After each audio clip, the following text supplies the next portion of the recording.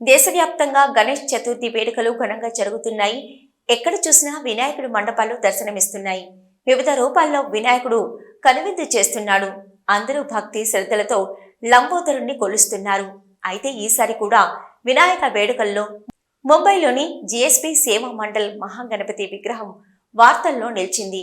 దేశంలోని సంపన్న గణపతిగా పేరొందిన ఈ లంబోదరుడి ఉత్సవాల కోసం నిర్వాహకులు ఈ ఏడాది ఏకంగా 400 కోట్ల రూపాయలతో బీమా చేయించారు. దీనికి కారణంగా ఈ వినాయకుణ్ణి భారీగా పసిడి వెండి నగలతో అలంకరించడమే.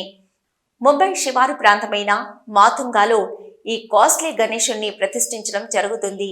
ఇలా గత 7 దశాబ్దాలుగా జిఎస్బి సేవా మండల్ వినాయక వేడుకలను ఎంతో ప్రత్యేకంగా నిర్వహిస్తూ వస్తుంది.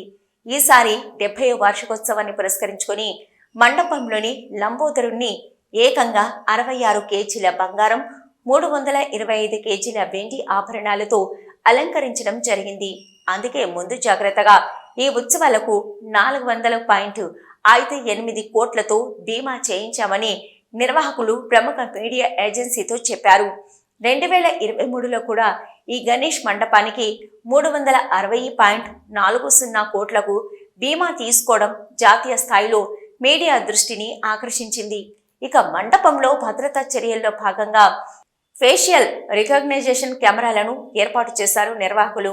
అలాగే భక్తులకు ఎలాంటి అసౌకర్యం కలగకుండా డిజిటల్ లైవ్ సేవలు, క్యూఆర్ కోడ్ వంటి వాటిని అందుబాటులో ఉంచారు.